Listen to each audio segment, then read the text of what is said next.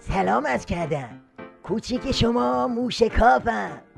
آقا دور بعدی مذاکرات توی راهه و دل عظما مثل سیر و سرکه در حال جوشیدنه.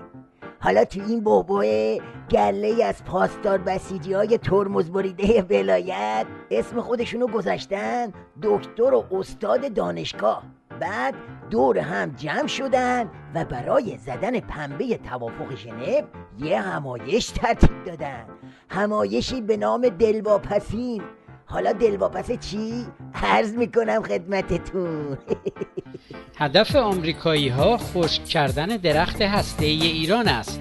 سؤال بنده از رئیس جمهور این است که ما باید شناسنامه داشته باشیم، به طوری که شناسنامه بنده نیز مشخص است.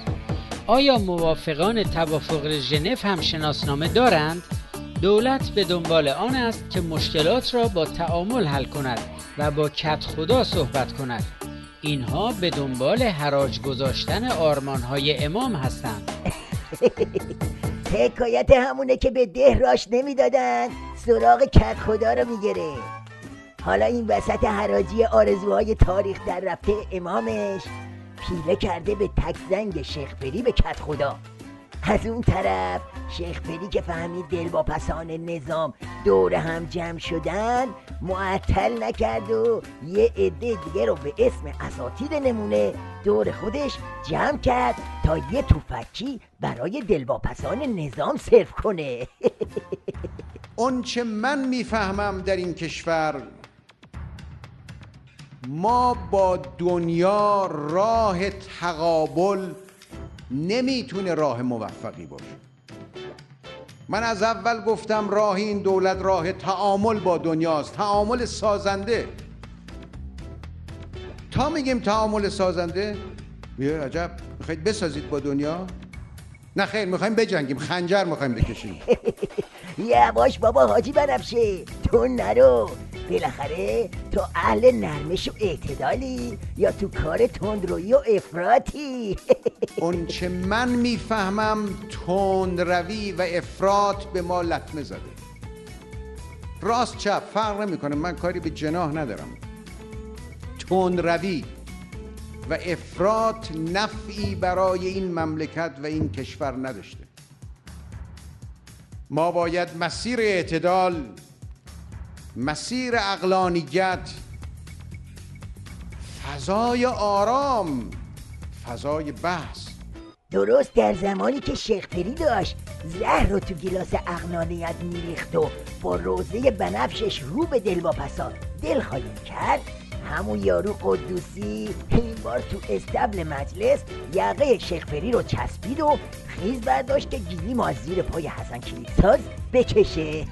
نباید قوه مجریه و رئیس آن پای خود را از گلیمش بیشتر دراز کند که در این شرایط ملت آن گلیم را از زیر پای شما خواهد کشید.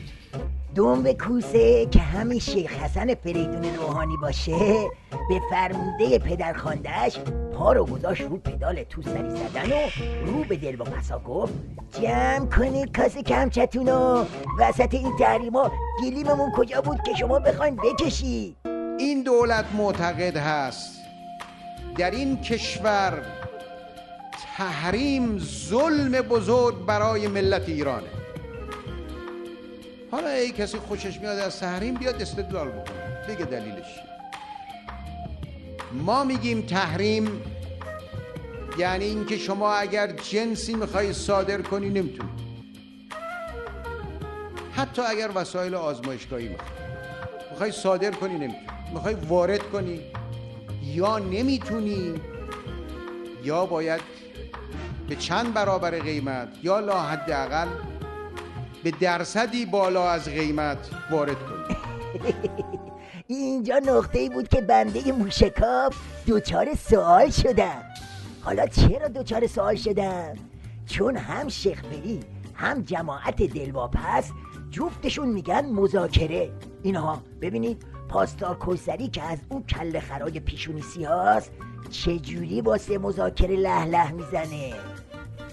ما هیچگاه مذاکرات را قطع نمی کنیم، چون منطق داریم و می توانیم ثابت کنیم که در چارچوب معاهده NPT تقلبی نکرده و در راستای این چارچوب حرکت می کردیم. آره، سوال موشگاف دقیقا همینجاست.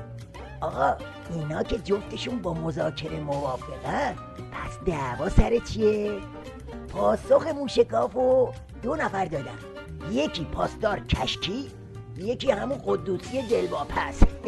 اگر توافق ژنو را بپذیریم باید با حسن نصرالله خداحافظی کنیم. ما این بیسوادی را میپذیریم. چه نشسته اید و چه خبر دارید؟ سید حسن نصرالله در دیداری که با اعضای کمیسیون امنیت ملی داشت اشکهایش جاری بود. اشکهای یارو کم جاری بود، کم گریه میکنه. اگه نوچه های درون مرزی و برون مرزی ولایت بدونن چه سونامی تو راهه، باید بشینن و خون گریه کنن. بله، دعوای کوسه و عظما درست همینجاست. کوسه و شیخ بری میگن یه راه داریم، اونم سرکشیدن زهر تا تهشه. عظما میگه نه، تا تهش نه، منطقه‌ای نه، حقوق بشر نه. خلاصه وسط جماعت دلواپس یکی هست که کارش از دلواپسی گذشته و انداخته تو وادی دلهوره. اسمش چیه؟ سید علی خامنه‌ای.